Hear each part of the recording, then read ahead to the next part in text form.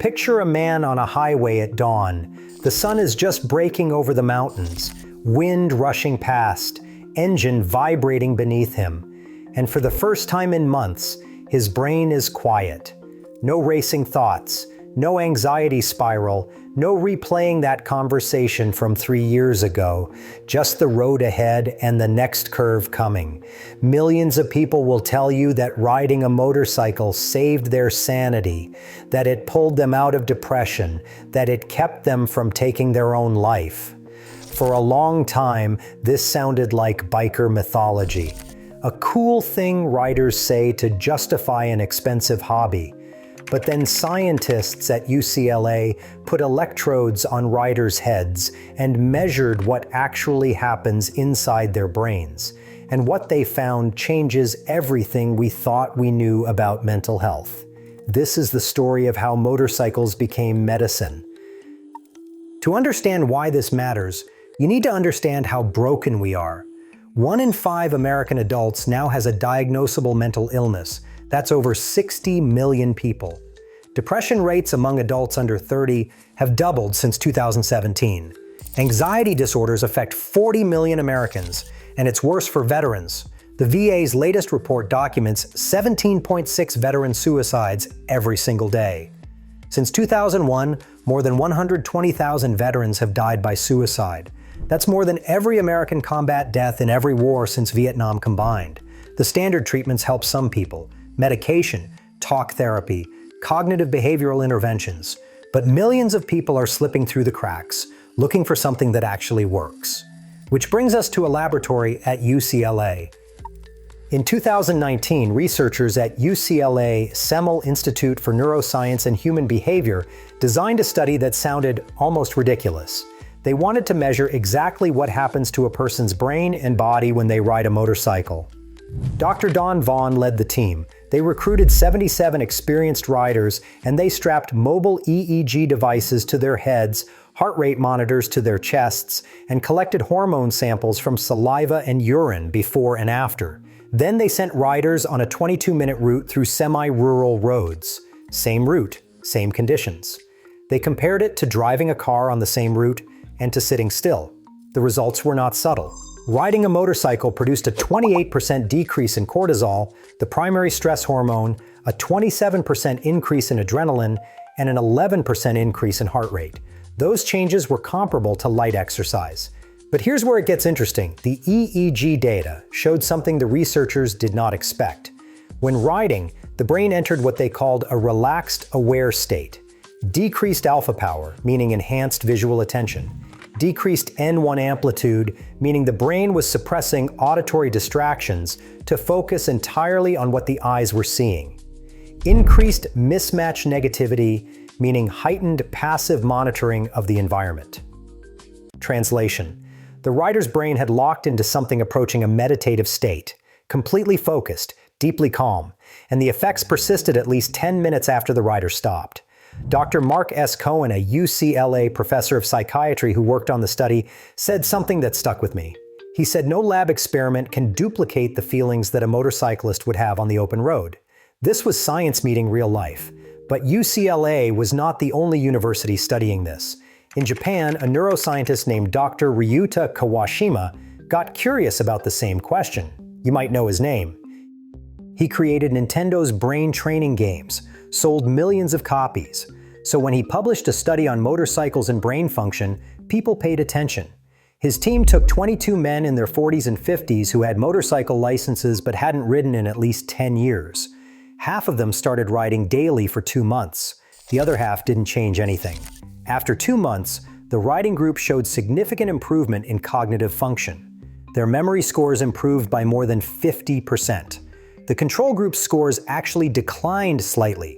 Brain imaging showed the right hemisphere of the prefrontal cortex, the area responsible for concentration, memory, and emotional regulation, was significantly more active in riders. Dr. Kawashima's conclusion was blunt. He said a car is a comfortable machine which does not activate our brains. It only happens when going across a railway crossing or when a person jumps in front of us. Motorcycles, he said, activate the brain constantly. So now we have two peer-reviewed studies from two continents showing measurable changes in stress hormones, brain activity, and cognitive function from motorcycle riding. But that's the what. The real question is why.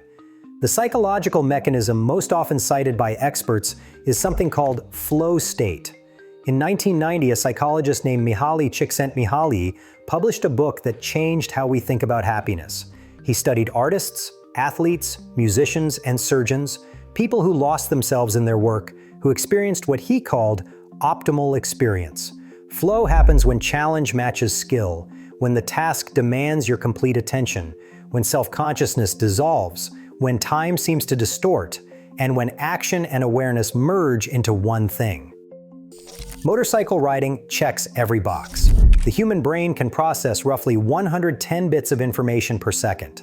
Riding a motorcycle consumes most of that capacity. Your eyes are scanning the road, the mirrors, the horizon. Your hands are controlling throttle and brakes. Your body is balancing and leaning. Your ears are monitoring engine sound and traffic. Every sensory system is engaged simultaneously. There is no bandwidth left for rumination, no space for the repetitive negative thinking that drives depression and anxiety. The brain that keeps replaying your failures at 2 a.m. cannot do that when it is calculating a curve entry at 60 miles per hour. One rider described it simply: you cannot check your phone while riding, you cannot zone out or multitask. You are completely in the moment, hour after hour. It is like forced meditation. But there is another explanation that is even more interesting. Joseph Leondike is a psychiatric nurse practitioner at Tinker Air Force Base. He specializes in treating veterans with acute stress and post-traumatic stress disorder. He noticed something about competent motorcycle riding that reminded him of one of the most effective treatments for trauma. Eye movement desensitization and reprocessing, known as EMDR, is now endorsed by the VA, the World Health Organization, and most major medical bodies for treating trauma. It involves bilateral stimulation, usually sweeping eye movements, while processing traumatic memories. Leondike noticed that motorcycle riders constantly sweep their eyes across the road environment in a similar pattern: left, right, mirrors, road, horizon, while simultaneously achieving the focused calm of flow state. He hypothesized that riding might facilitate similar neural reprocessing of traumatic material. It is not a validated study yet. It is a clinical observation from someone who treats trauma patients and rides motorcycles, but it is the kind of connection that makes you wonder what we are still learning, because the stories coming from veterans programs are not subtle. Dave Frey is an Army airborne paratrooper. In 2015, he and his wife Sue founded the Veterans Charity Ride in Moab, Utah. Their idea was simple: take wounded combat veterans on multi-day motorcycle journeys, not as a vacation, as therapy. Over 10 years, they have served more than 150 veterans, many of them amputees, many with severe PTSD.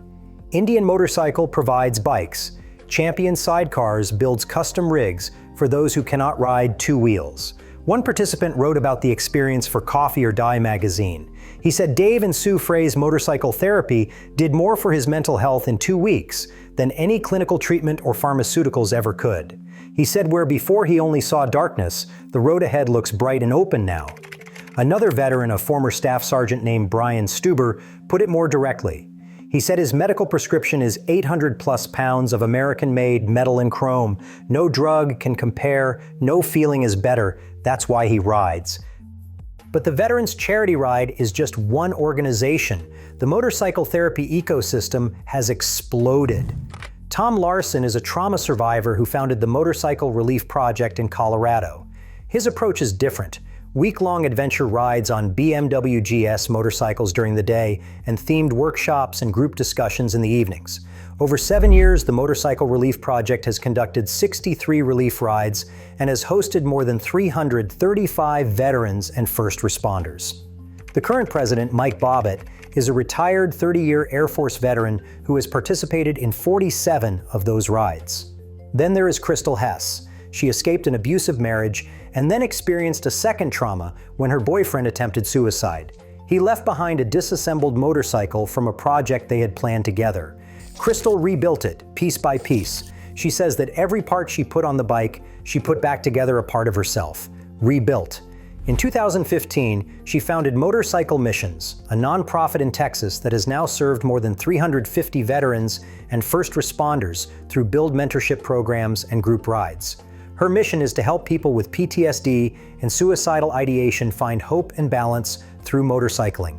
The programs keep multiplying. Hogs for Heroes in Wisconsin gifts, Harley-Davidson motorcycles to veterans with PTSD. Foundation 14 provides free bikes, modifications, and repairs. The Combat Veterans Motorcycle Association has chapters in all 50 states. Something is happening here that goes beyond individual stories. In the UK, a youth and community worker named Paul Oxborough founded Mental Health Motorbike, the country's first dedicated mental health charity for the motorcycle community. They train mental health first aiders across the biking community, and they run peer support networks supporting thousands of riders. Simon Gunning, chief executive officer of the Campaign Against Living Miserably, endorsed their approach. He said that going out on your motorbike and connecting with other enthusiasts creates an environment where people are relaxed and more likely to open up. And that points to something the science does not fully capture: the community. Veterans do not just miss the adrenaline of combat. They miss the unit cohesion, the patches, the ranks, the shared rituals, the mutual accountability. Motorcycle clubs replicate all of it. Group rides provide structured social activity without requiring anyone to verbally process their trauma. The wave between passing riders creates instant connection with strangers. Charitable riding events give riders purpose beyond recreation. At massive rallies like Sturgis, which draws roughly 500,000 riders annually with about half being veterans, the VA now hosts on-site assistance expos. One Navy veteran at Sturgis explained it simply. He said it is a brotherhood and sisterhood. Veterans can often not know each other and strike up a conversation just because of the similarities they have. The science is one thing, the lived experience is another.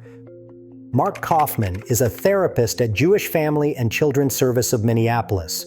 He is also a motorcycle rider. He surveyed motorcycle communities about the mental health benefits they experienced and cataloged consistent themes: increased relaxation, increased mindfulness or even a meditative state, simplification of the world to concrete, manageable tasks, feelings of accomplishment and increased confidence, an adrenaline rush that can reduce the perception of other anxiety, a sense of freedom when otherwise feeling trapped. But one response stopped him cold. Someone told him about a suicidal crisis in which the survival instinct of managing difficult riding conditions rekindled the desire to survive. The act of staying alive on a motorcycle reconnected them with wanting to stay alive at all. There is a common saying in the riding community that you never see a motorcycle parked outside a therapist's office. Kaufman's response? Literally, the statement is not true. His motorcycle was parked right outside his office window. The two are not mutually exclusive. Therapy works. Medication works for many people, and motorcycles work too. So where does this leave us? The evidence for motorcycle riding as a mental health intervention sits at a fascinating inflection point. The science is real. Peer-reviewed studies confirm measurable changes in stress hormones, brain activity, cognitive function, and alertness. The therapeutic mechanisms are grounded in established psychological frameworks. Flow state, forced mindfulness, sensory grounding, the EMDR parallel. The organizational infrastructure is growing. Dozens of nonprofits now deliver structured motorcycle therapy to veterans, first responders, and civilians. And the testimonials are overwhelming in their consistency. Riders across demographics and countries describe the same experience: mental clarity, emotional release, renewed purpose. What is missing is the definitive clinical trial, a randomized controlled study testing motorcycle riding against standard interventions for diagnosed depression, PTSD, or anxiety. Until that study happens, motorcycle therapy will remain somewhere between anecdotal and clinical. But the strongest stories do not wait for complete scientific consensus. They capture a truth people are already living. And the truth here is that hundreds of thousands of people are using motorcycles as medicine. The science is beginning to explain why it works. Dr. Lewis Kaplan is a trauma surgeon at Penn Medicine and the Philadelphia 5A Medical Center. His perspective might be the most important one. He said riding is a kind of therapy that is as important as any other.